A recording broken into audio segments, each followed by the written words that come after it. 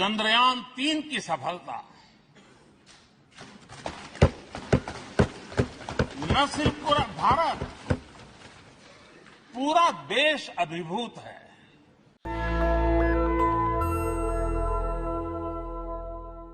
क्या संसद का विशेष सत्र प्रधानमंत्री को लेनी का देनी हो गया?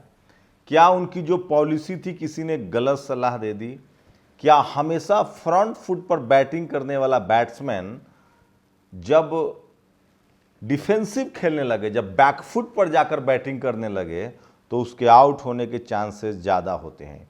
या क्या सचमुच प्रधानमंत्री को आभास हो गया है कि इस देश में संविधान की जड़ें गहरी हैं, लोकतंत्र की जड़ें गहरी है और ईडी, सीबीआई, इनकम टैक्स से बात नहीं बनती है? इस देश ने इंदिरा गांधी को भी देखा है, इस देश ने आपातकाल भी देखा है और देश की जनता कभी न बोले तो इसका ये मतलब नहीं कि वो सहमत है। प्रधानमंत्री के भाषण से तो यही लग रहा था, जहां आज बहुत सारा स्लिप ऑफ टंग था, जहां वो सबको साथ लेकर चलने की बात कह रहे थे, लेकिन पड़ गया उल्टा। अब तक पिछले 9 सालों में प्रधानमंत्री मोदी और बीजेपी संसद में कम से कम फ्रंट फुट पर बैटिंग कर रही थी। फ्रंट फुट मतलब हमें खुद बोलना है, दूसरे को बोलने नहीं देना है। पिछले सत्र में तो अनोखा हुआ था, जब भी कोई विपक्ष का नेता हमलावर होता था, बोलता था, तो कैमरामैन का जो फोकस होता था वो लोकसभा स्पीकर या राज्यसभा के सभापति पर चला जाता था, लेकिन इस बार दोनों नहीं हुआ। दरअसल संसद का विशेष सत्र बुलाया गया 18 से 22 तक, मतलब 5 दिनों का समय है। संसद, पुराने संसद से नए संसद में संसद शिफ्ट हो रहा है, लेकिन आज जिस तरह से विपक्ष ने हमला किया, पहले तो शुरुआत में प्रधानमंत्री ने बहुत ही अच्छी बातें की, मीठी मीठी बातें की। एक जगह स्लिप ऑफ टंग हुआ, जो सुनिए आप, जो हमने मोन्टाज में भी सुनाया था। चंद्रयान-3 की सफलता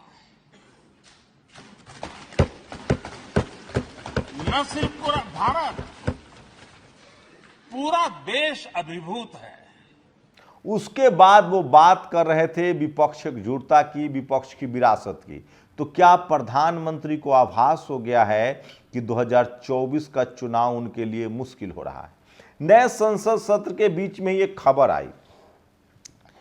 सोचिए, इंडिया गठबंधन की दूसरी बैठक हो रही थी बेंगलौर में, उसी दौरान आनंद फानन में एनडीए की बैठक हुई और प्रधानमंत्री के ठीक बगल में जो बैठा था शख्स, वो था दक्षिण में बीजेपी को दूसरे राज्य में सीट दिलाने की जो उम्मीदें हैं तमिलनाडु में AIADMK, जयललिता की पार्टी।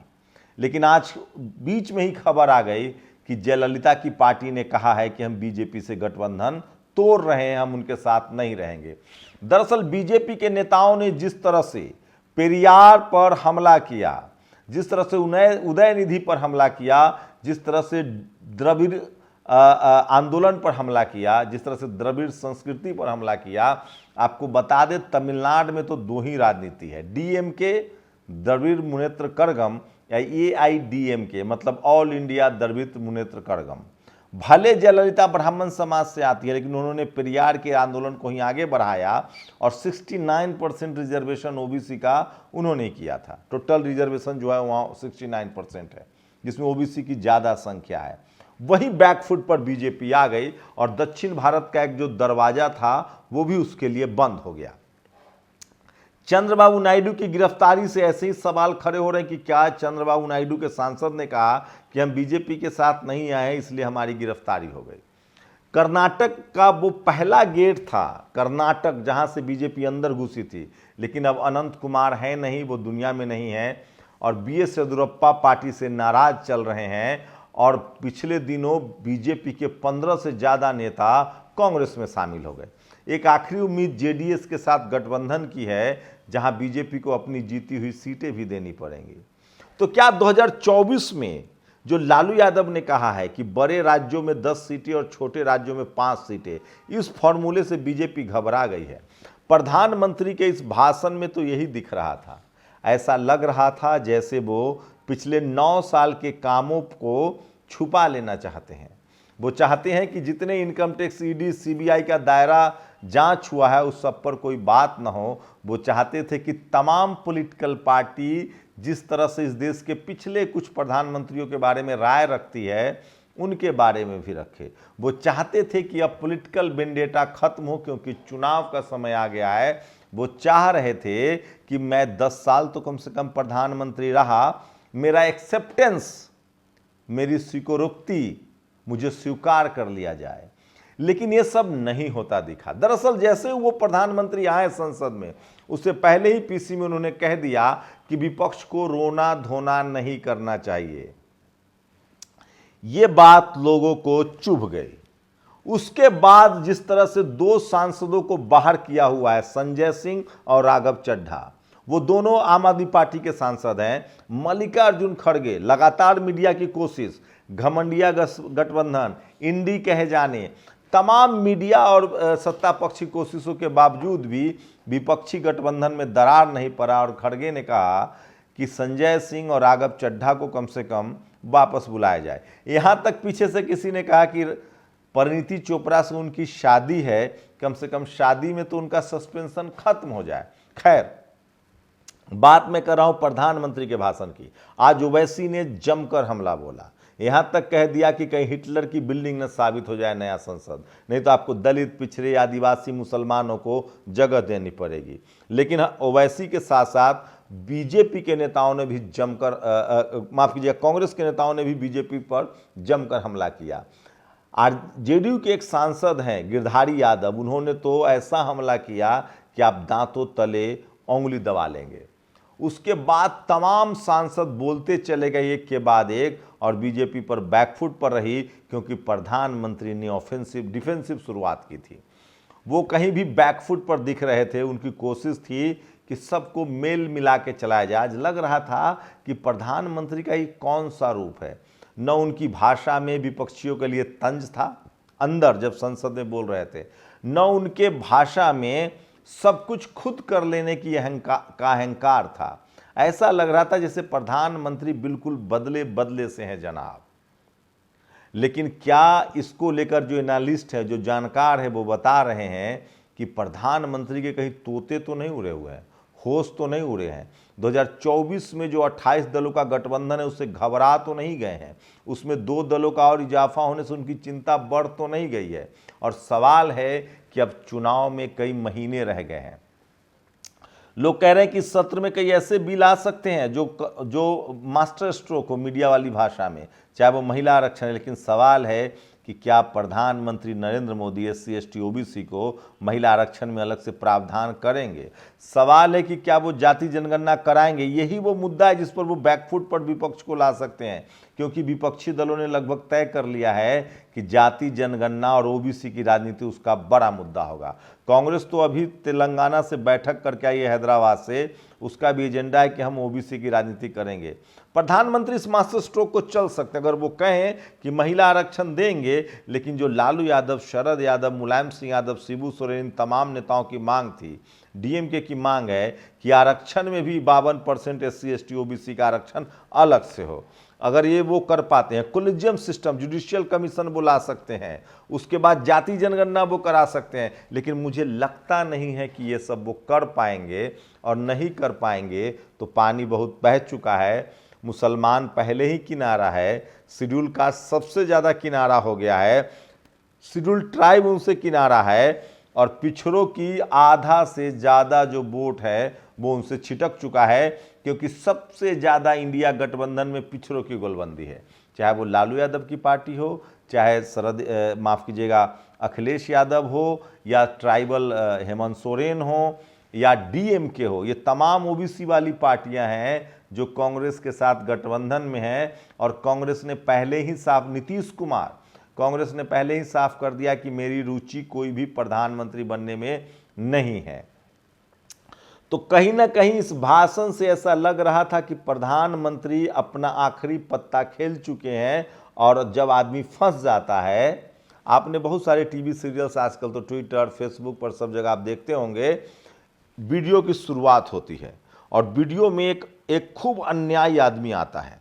वो तमाम तरह के हथकंडे अपनाता है, प्रोपेगेंडा अपनाता है, और बीच में वो लगता है कि जीत रहा है। फिर मोरल ऑफ द स्टोरी होता है कि लास्ट में वो हारने लगता है और जिसको उसने जलील किया है, जिसको नीचे दिखाया है, वो कोई बड़े पद पर बैठा और उसके सामने उसको झुकना पड़ता है। क्या प्रधानमंत्री के साथ यही हो रहा है? 9 साल में उन्होंने जो चाहा वो किया। जहां ईडी, सीबीआई, इनकम टैक्स भेजना था, पत्रकारों की गिरफ्तारी थी, सब कुछ हुआ। सबसे पहले दलित पत्रकार की गिरफ्तारी हुई, मीडिया ने उनका साथ दिया, लेकिन आज के भाषण से लग रहा था कि प्रधानमंत्री को आभास तो नहीं हो चुका है कि 2024 में विपक्षियों को उन्होंने एकजुट कर दिया है। कहीं प्रधानमंत्री को लग तो नहीं गया कि बहुशक्ति ने, सब कुछ कंट्रोल करने की ताकत ने पार्टी के अंदर और पार्टी के बाहर भी उनकी साख पर बट्टा लगा है। नितिन गडकरी की नाराजगी किसी से छुपी नहीं है। आडवाणी अभी भी रिटायर नहीं हुए हैं, मौके तो नहीं तलाश रहे हैं। क्या बहुत सारे, शत्रुघ्न सिन्हा का जाना, अरुण जेटली अब नहीं है, सुषमा स्वराज अब नहीं है, अनंत सिंह नहीं है, यहां तक कि गोपीनाथ मुंडे नहीं है, मनोहर पर्रिकर नहीं है। इस पूरे मंत्रिमंडल में आप देखेंगे तो पॉलिटिकल डीएनए वाले जो लोग हैं, जावड़ेकर थे जिन्होंने विपक्ष को लंबे समय से देखा था, रविशंकर प्रसाद बिहार से, वो नहीं थे। तो सवाल है कि प्रधानमंत्री का एकला चलो, मैं ही सब कुछ, मैं ही झंडी दिखाऊं, चाहे वो एयरपोर्ट हो, चाहे वो रेल हो, चाहे वो यशोभूमि का उद्घाटन हो, चाहे मंडपम हो, क्या उनके एकमात्र चेहरे की चमक ने बीजेपी को तो नहीं धुंधला कर दिया है? ये सबसे बड़ा सवाल है। और आज के भाषण में सब कुछ ऐसा ही लग रहा था कि ये कोई दूसरे प्रधानमंत्री हैं, कोई दूसरे नरेंद्र मोदी हैं, जिनकी भाषा में तल्खी नहीं थी, जिनकी भाषा में दूसरे के लिए नीचे दिखाने का काम नहीं था। लेकिन आप इसको अच्छा कैरेक्टर मान नहीं सकते हैं। ये ऐसा भी माना जाता है कि जब आदमी फंस जाता है, जब आदमी चक्रव्यूह में फंस जाता है, जब उसको अपनी हार दिखने लगती है, तो वो अपने आप को बदलना चाहता है, उससे उबरना चाहता है, निकलना चाहता है। तो क्या प्रधानमंत्री सिंपैथी लेना चाहते हैं? सभी दलों में अपनी आस्था प्रकट करना चाहते हैं? वो कुछ लोग तो ये भी लिख रहे हैं कि जिस तरह से पिछले 9 सालों में लोगों को परेशान किया गया है, अगर ये सत्ता से चले गए तो क्या ये सारा कुछ इनके साथ भी हो सकता है? ये सबसे बड़ा सवाल है, क्योंकि भारत की राजनीति में ऐसा हुआ है। जब इंदिरा गांधी इमरजेंसी लगाती है, सत्ता से बाहर होती हैं, तो जिस संसद में आज आखिरी दिन था, उसी संसद में उनको अरेस्ट भी किया गया था। संसद में ही बाकायदा वो गिरफ्तार हुई थी। और मोरारजी देसाई, चौधरी चरण सिंह जैसे लोगों को भी इस देश ने देखा है। तो सवाल है कि क्या प्रधानमंत्री नरेंद्र मोदी अपनी अंतिम पारी खेल रहे थे? अंतिम साल था उनका 2010 में, क्योंकि विपक्षी गठबंधन तो टूटता हुआ नहीं दिख रहा है। कुछ लोगों ने अपनी प्रतिक्रिया भी दी है। प्रकाश अंबेडकर ने कहा है कि लगता है कि नए संसद के उद्घाटन से पहले प्रधानमंत्री अपना चेहरा चमका लेना चाहते हैं। संजय सिंह ने कहा, अगर कोई गठबंधन अपना नाम मोदी रख ले तो क्या मोदी जी अपना नाम बदलकर गोदी रख लेंगे?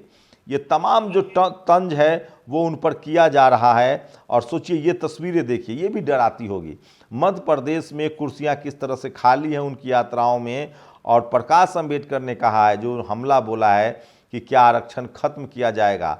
और सोचिए, तो ये तमाम सवाल हैं जो प्रधानमंत्री को डरा रहे हैं और प्रधानमंत्री अपने आप को बैकफुट पर महसूस कर रहे हैं। तो मैं फिर कह रहा हूँ, आज के उनके खुद के भाषण से लगा कि कहीं बीजेपी कॉन्फिडेंट तो नहीं है और विपक्षी यूनिटी ने कहीं उनको डरा तो नहीं दिया है। तो सब कुछ साफ है। जो आदमी फ्रंट फुट पर बैटिंग करे, जब वो आउट ऑफ फॉर्म हो जाता है, जब उसके शॉट्स नहीं बनते हैं, जब वो आउट होने लगता है, तो वो डिफेंसिव खेलता है, बैक फुट पर जाने लगता है। तो क्या 2024 से पहले प्रधानमंत्री मोदी को आभास हो गया है कि उन्होंने इतनी शक्ति दिखाई कि विपक्ष एकजुट हो गया, यूनाइट हो गया? और क्या 2024 में उनको नया गठबंधन नहीं मिलेगा? आज के भाषण से तो लग रहा था, लेकिन संसद में जैसे ही बीजेपी ने कोशिश की कि सबको थोड़ा भाईचारा बढ़ाया जाए, थोड़ा सलाह मशवरा किया जाए, कल इसी कड़ी के तहत एक सर्वदलीय बैठक भी हुई थी जिसमें सबकी बात सुनी गई। और आज संसद में सबको जैसे ही बोलने का मौका दिया गया, भाई साहब सब ताक में थे और सब ने जमकर भड़ास निकाली। चाहे ओवैसी हो, चाहे खड़गे हो, चाहे अधीर रंजन चौधरी हो, चाहे जेडीयू हो, तमाम दलों ने जमकर भड़ास निकाली। ये राजा डीएमके के सांसद 21 मिनट बोले हैं, तो हनुमान बेनीवाल तमाम लोगों ने जमकर हमला किया। ओवैसी, पहली बार ऐसा लग रहा था कि बीजेपी सत्ता में नहीं अपोजिशन में है। क्या लगता है आप लोगों को? प्रधानमंत्री को आभास हो चुका है कि 2024 का चुनाव उनके लिए बहुत मुश्किल है। आप लोग की प्रतिक्रिया बहुत जरूरी है। साथ में कुछ ऐसी खबरें जो आपके लिए जरूरी है, और इसी सब से लोग परेशान हैं। आईआईटी बीएचयू में अच्छी बहू बनने की मिली ट्रेनिंग और उपला बनाने की ट्रेनिंग। सोचिए, ये है न्यू एजुकेशन पॉलिसी। इसी से बहुजन समाज नाराज है। एक अच्छी कोशिश है कि राज्यसभा के सभापति वाइस प्रेसिडेंट ऑफ इंडिया ने आज उपाध्यक्षों के पैनल का पुनर्गठन किया है, जिसमें मेरा नाम भी नामित किया गया है। संसद के उस सदन में उपाध्यक्षों के पैनल में नाम आने से अत्यंत गौरवान्वित महसूस कर रही हूँ। सुमित्रा बाल्मीकि ने ये ट्वीट किया है, जो राज्यसभा की सदस्य हैं, ये भी बहुत ज़्यादा। और ये देखिए तस्वीरें, यही वो उदयनिधि स्टालिन हैं जिनके विरोध के चक्कर में बीजेपी ने अपना एक बड़ा गठबंधन खो दिया है जयललिता की पार्टी का। इन्होंने ये 3 महिला पुजारी जो हैं वो पास हुई हैं एग्ज़ाम में, और ये किसी बड़े 40,000 में से किसी बड़े मंदिरों में पुजारी के पद पर बैठेंगी। तो इसी को लेकर वहाँ डाइवर्सिटी है। और BJP RSS agenda to dilute and in reservation of SC ST OBC। Prakash Ambedkar ने बड़ा हमला बोला है कि क्या बीजेपी ख़त्म तो नहीं करना चाह रही है। तो ये भी सोशल मीडिया पर वायरल है। और आज महान चक्रवर्ती गुर्जर सम्राट राजा मिहिर भोज जी की जयंती पर सभी देशवासियों को बहुत बहुत शुभकामनाएं।